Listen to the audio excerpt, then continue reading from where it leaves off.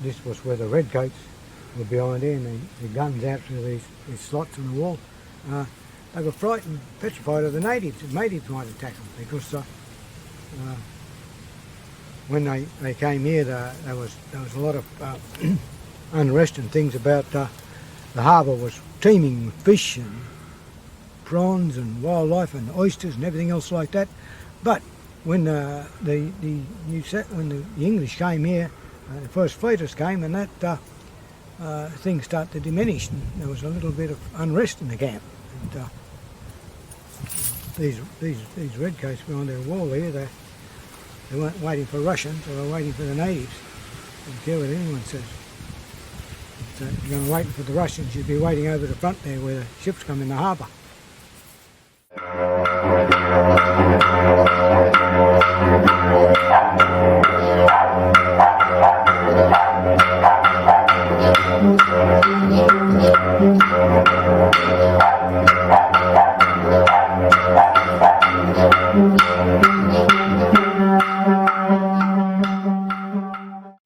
Not a very nice place. It's a dead end, and everything beats the hell out of prison. And, freedom is very important. And look at the amount of Aboriginal people that went to wars and fought for modern men, that fought for this land, and they put them up in the Australian Army and sent them off to war, I had 3 others at the First World War, and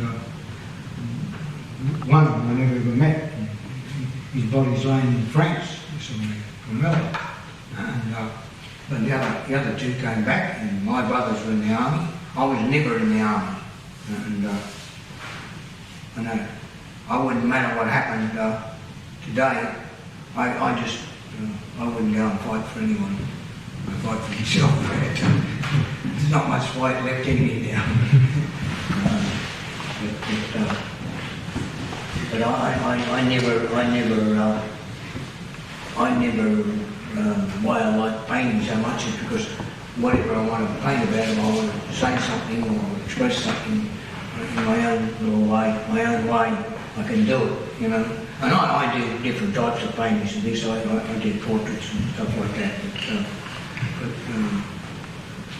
It might look like a rough painting and all that sort of things, and because these are many, they represent many spirits and part of the Aboriginal culture. And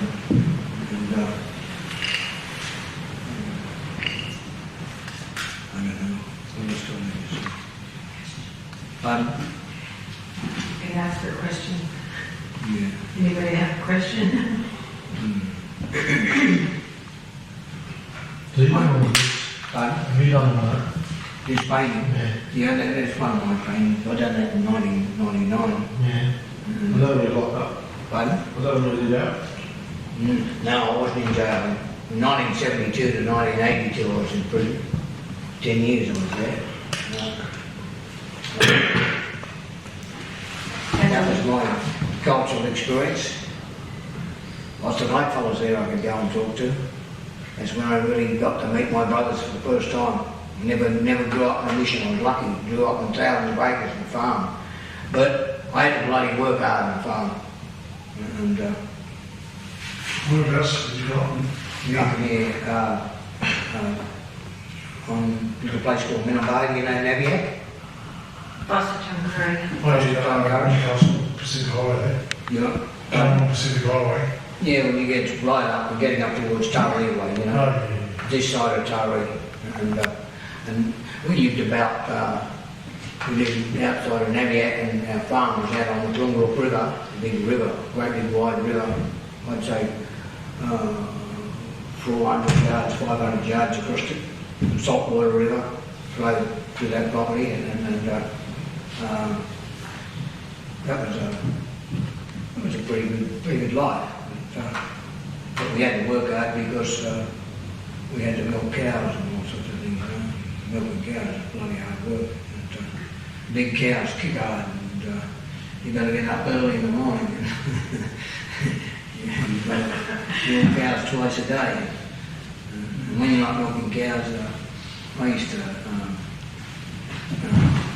plough fields and,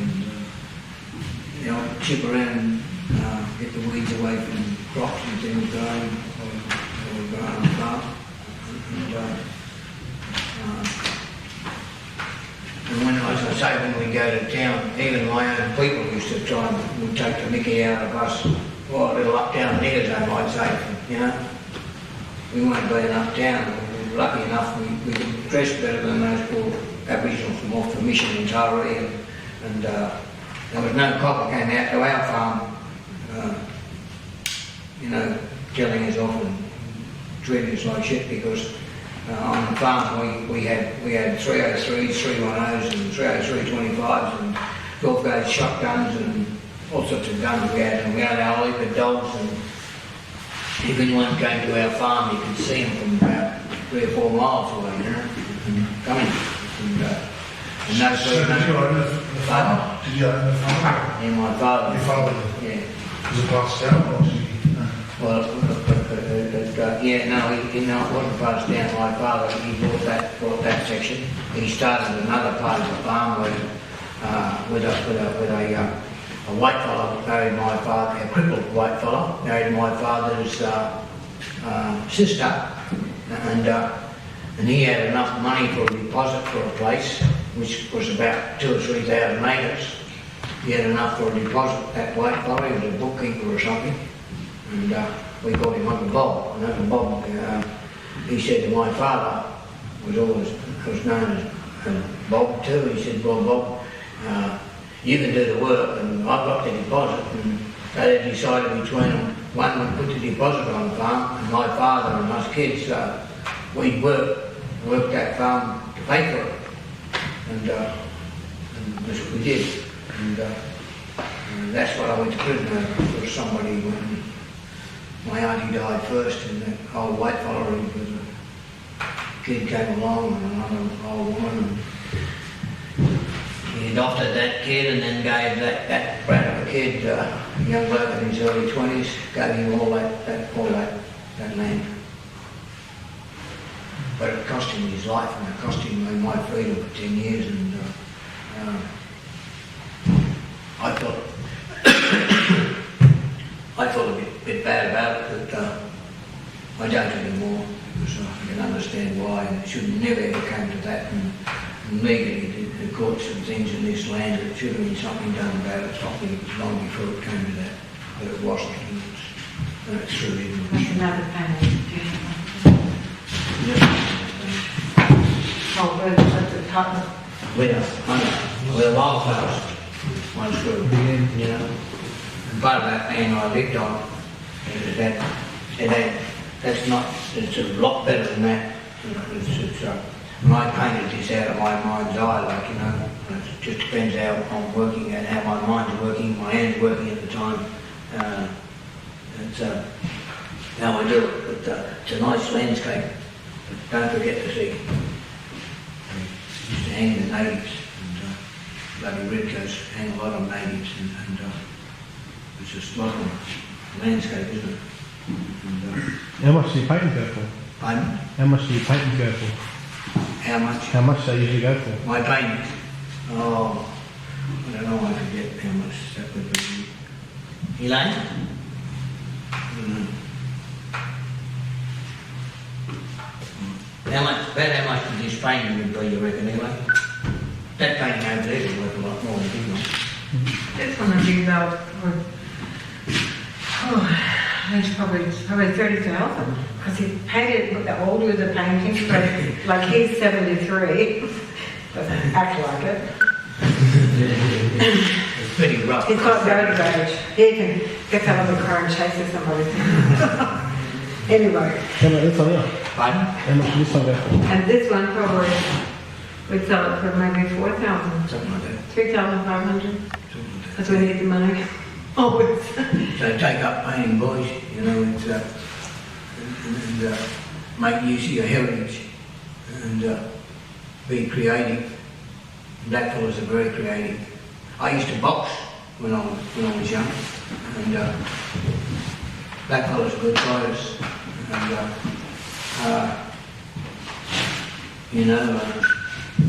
the my boxing career finished because I was a foggy wing and I fell and got hurt and hit my head on the floor. And I was getting ready to go and represent Australia in New Zealand, the barrage company. Did you meet any of the Sands brothers? The Sands, Sands brothers from Kempsey?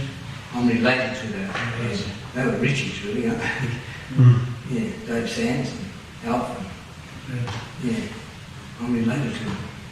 And, I've heard cruise like that too. yeah. So why did you paint in blue? Why do I paint blue? Well, I painted blue because it's a blue planet we live on. The light's blue light. And if you look at us from space, it's blue. And this is French ultramarine blue. Sometimes two dogs run behind it. Here. There's Prussian blue in that. And, Prussian blue is a cold blue, and that's why I sort of put a moonlight up there in the big painting because it's cooler at night time. It's just one here, it's Prussian blue. But where that land, where I grew up, that every flower used to grow. You could look from miles down, you know. It was lovely. And, I can remember I'd ride through the horse through there. And my father, I remember saying once we had to go and get some Christmas bells, and we'd ride the horse and lean down there like that and off the horse and pick Christmas bells and other flowers and in about 10 minutes I could break a bunch of flowers. But then the sand miners came and they said, oh, well, there's elements and minerals in that sand. We'll only sand that deep, and they did. They put machines there, they worked around the big trees. Oh, we won't cut the trees down. They got all the bloody flowers and things up like that and the beautiful plants and to get their elements and minerals out of the ground. And wildflowers don't grow in lots of places there no more. They did it up and down the coast of New South Wales quite a lot. What about the poachers, too? And the poachers. Came and took the staghorns. Oh yeah, later, well, of course, staghorns, elkhorns and bush orchids and all sorts of things like that once they just disappeared. Did we clean your factory out like a couple of years ago? Pardon? Did you have a factory full of these here? Did I have a what? Did you have a warehouse full of these here and we cleaned it out for you?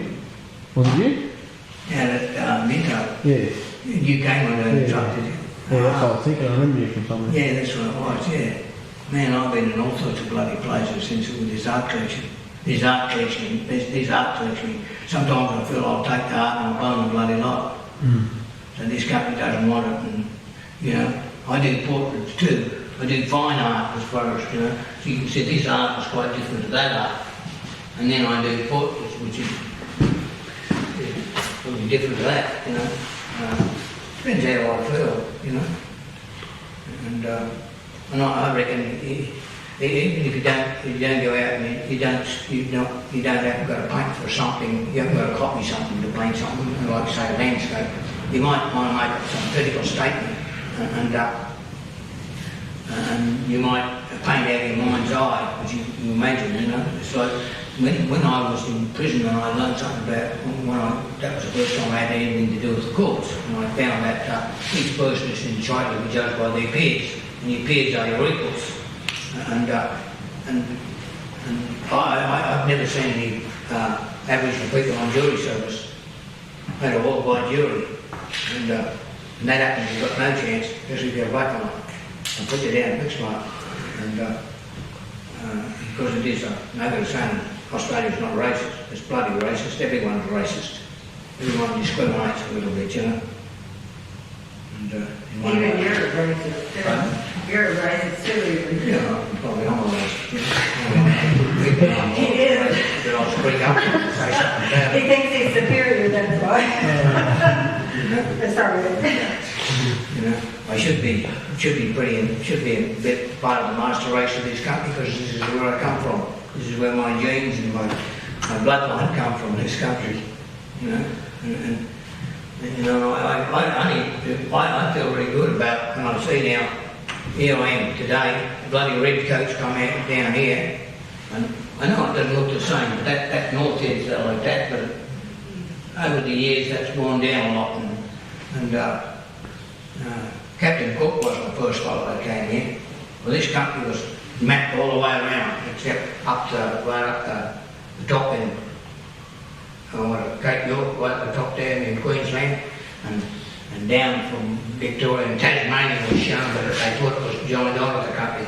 And up the east coast wasn't mapped. And the great Captain Cook, and when he went to Hawaii, that they were doing a study, English were on the transit of Venus, and then they said, and then when you finish that, you can head west and head to go towards, because he came from America the other way around the world, and you can head, when you head west, and you can look for that great land in the south, which we know today as Australia. And this you run that way, and if you head that way, you can't very well miss it. If you run to New Zealand, and you're heading that way, he went around New Zealand and both the islands, and then headed west. You're not going to miss Australia, because it's a big place. And then he said, oh well, he claimed it for the Majesty or the Kings and Queens of England. And it was the only time they want to know about blackfellas is, and I know from my relations, is when there's a bloody war on, and then they want us to go and fight or something like that. Good cheap fire. So I don't know, my satisfaction, I suppose, feeling of satisfaction we get back today is if I really feel about something, I do a painting about it and feel a little bit better about it. And when I went to court with my trial, it's, I don't know how black I am, but some of my brothers are blacker than me, and some of them might be lighter than me, but when I got to court, I had an all-white jury, and I noticed there wasn't any Aboriginal people on the jury, and they wouldn't dare because it was over land, and how are they going to get your verdict? I already went through 3 trials, and I've got one appeal left, and one day I should have probably appealed, you know. What's the good, you know? I might get some gold out of it. It's about all. And satisfaction. I forget what I was going to say. So it was the same year that you killed the guy, was the tent embassy in 72. That was happening there, and then he was getting arrested there. So it was really over land. The whole place was exploding about that.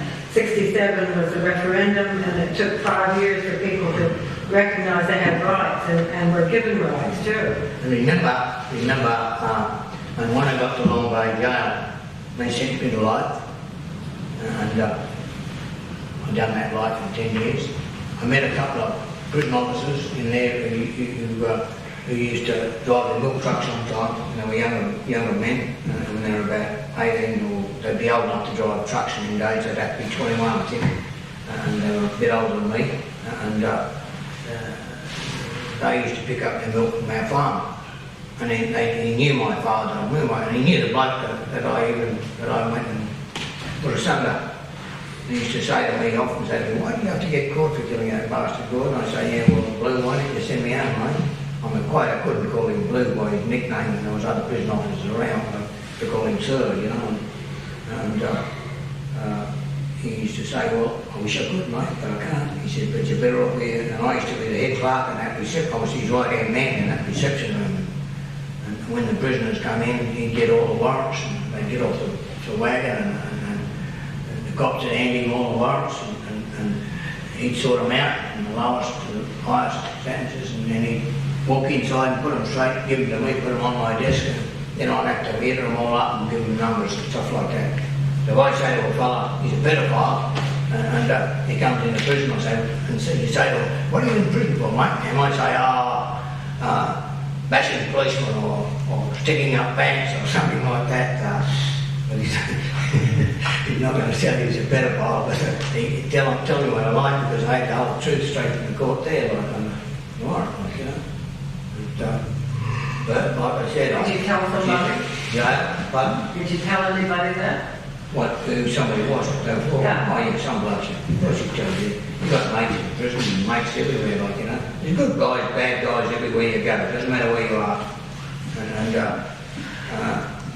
I think probably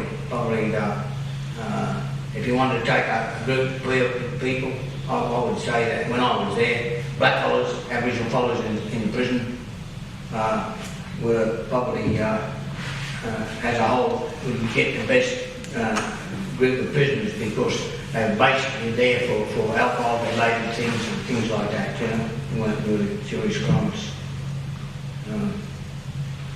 But I've seen lots of Aboriginal fellas come once and came 2 or 3 times, come back.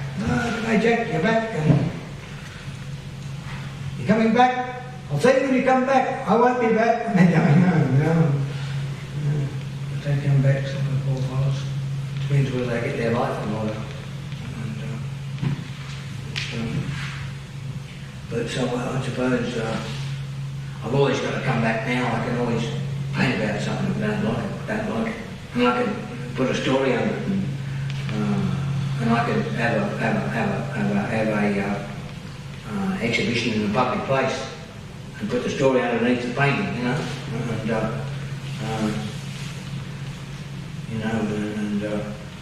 and then people can't escape the truth. Anything you want to say about Aboriginal people or this country, like, you know. Some people would say I was a bit of a radical. My wife's a white fella. She's not a Pom. She's a Yankee Doodle Dandy, but then the Yanks they pinched it off the Indians, so that's the world. It's white man, he's a greedy bastard. That's about it. There are some nice British people, like English people that look at you. And black fellas are pretty strong fellas, you know. I'm not a very big fella, but I don't know whether I was telling you, I used to go when other people, when I'd knock off work, I was studying to be an electrician, and when I'd knock off work every day, I'd get a train, go to St Peter's, get off that train, run up to Newtown because Ernie McQuillan's gym was up there, and I'd train there. And 7 days a week, I'd go Saturday and Sunday morning, and then I used to box. And it's a lot of black fellas are good at sport. And sometimes you see fellas, they're either brainy and they're not very physical. But, as an average, Aboriginal people I've found are basically physically they're fairly durable, or they're fairly fit, and they can fight. They're probably not of them won't lay down and just cop it easy.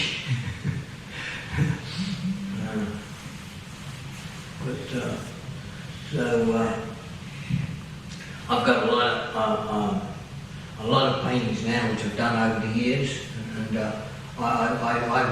want to get them together, get all those paintings together, and they're important for Australia because people want to forget about the past. And I don't know, you do it all in, I don't want to forget about the past, but I don't want to forget about the past. It's for a good future, and a peaceful future, I think you've got to come to grips with the history of the past, like, and we come to grips with that, and when I can walk out of Bombay jail or some of the jails and look in there and see those black fellas now and say, oh, well, the country's maybe they're getting a bit more civilised, they're doing something for the original people of this land, and there's less of them here. But it's much easier to jail black fellas. They're out of the way, out of sight, and things will cop a sweep and just do the time. And they think, oh, well, I'm getting 3 meals a day and medical and dental and all that sort of thing. You get away with it. But this is why I come back as painting. And I did a painting, I you know that when you go to court, you're trying to be judged by your peers, and your peers are your equals, and you don't see many black fellows doing jury service, and they should be, but it makes a difference, because for juries form to say guilty, everybody in the jury has got to vote the same, it's got to be unanimous. If everybody doesn't vote, there's only one Aboriginal fellow doing jury service, and he said, no, not guilty, not going along with that, and means they can't convict a person until they get a, it's a hung jury, until they get a unanimous vote.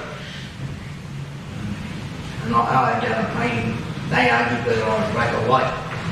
I wasn't white enough to be white, and I wasn't black enough to be black. And so I thought about that, and I thought, you bastards, you didn't think about that when Her Majesty wanted men to go and fight wars, and my brothers went and fought wars in the army, so I done a painting called Judgment by His Peers, and your peers are your equals. And I've never seen any Aboriginal people on doing jury service, and I had an all-white jury, and they put me down. Each one of them, I went through 3 trials, and each one of them trials, there weren't no Aboriginal people on there. Might have been some foreigners, some migrants on there, but there wasn't any Aboriginal people. But I suppose one day we'll get respected. I guess we've got to make them respect us. And it's good to see you young blokes, doing things, and Nancy Lee is that middle head of all places.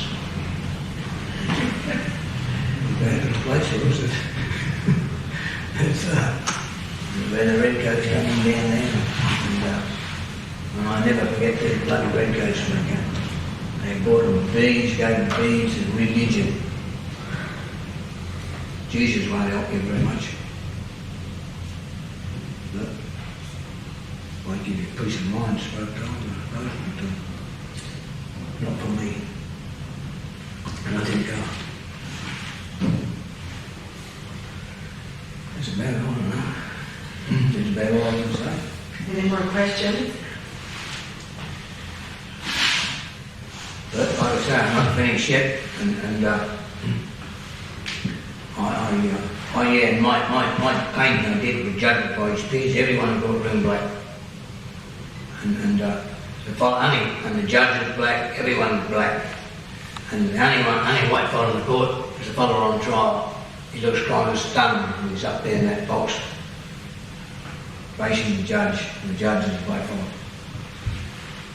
But I'm not dirty on the policemen, I'm not dirty on the judges. I know some judges and policemen, and there's good blokes, bad blokes, everywhere you go.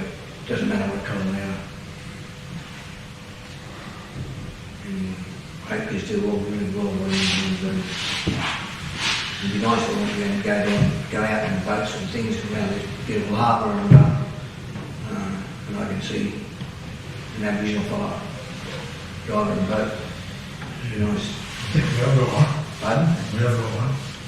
He's Bert, Yeah. Bert, and he's captain. We'll come here. Yeah, because we got the maritime too. Yeah. So we've got the boat inside too. Yeah. So yeah, we've got a couple of I've got one. Remember, I've got a cup. I've got a cup. Remember, I put it. Got my money now. yeah, no, well, thanks for that. Well, that was good. Having a yarn about nuts and Yes, it's back in the day. fabulous,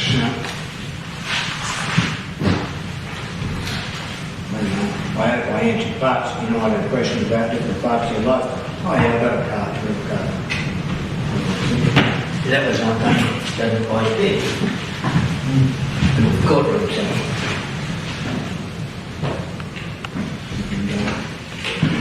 And that's an old car. Never just one way, Have to follow that word.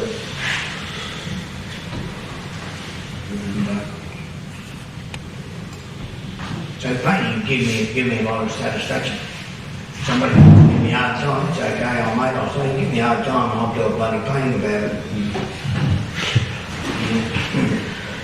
And I'll have a big exhibition and make sure everyone sees.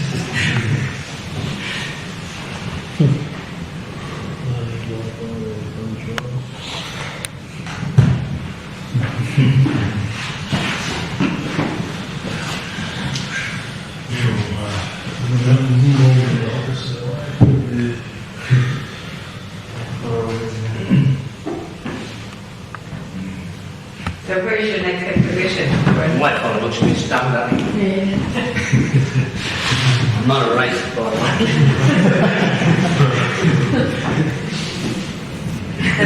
What And then my wife says I'm a racist.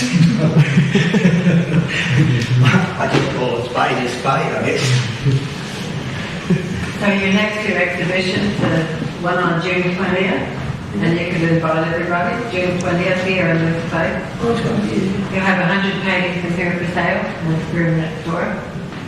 And Jeff McMullen, Dr. Jeff McMullen's going to open it, and Ray Minicon, Pastor Ray Minicon. Yeah. And you'll have some about black vigor. And also at the Downing Center during NAIDOC week. Those big windows outside. Yeah. I can go there. I came from Jarrah today, I can go there and judges and lawyers and policemen. Yeah, you already had one there a few years ago. About 5 years ago you had one. At the Downing Center. And Justice Jane Matthews opened that one. When you put the thing out, look at that thing. I think the legal people really like Gordon because he paints about the law, barristers and their robes and the wigs and all that really close up, and he paints a lot of You're gonna have injustices. You're going to have a fight with somebody or the system, and get yourself, go down, go to the Aboriginal Legal Service, just talking to a lawyer. Don't go pulling any triggers or doing anything crazy until you. I go there, I'll get my car. I'll take it for the Jews, Yeah. All right, we appreciate that. Good. That was, always having to talk to young Aboriginal.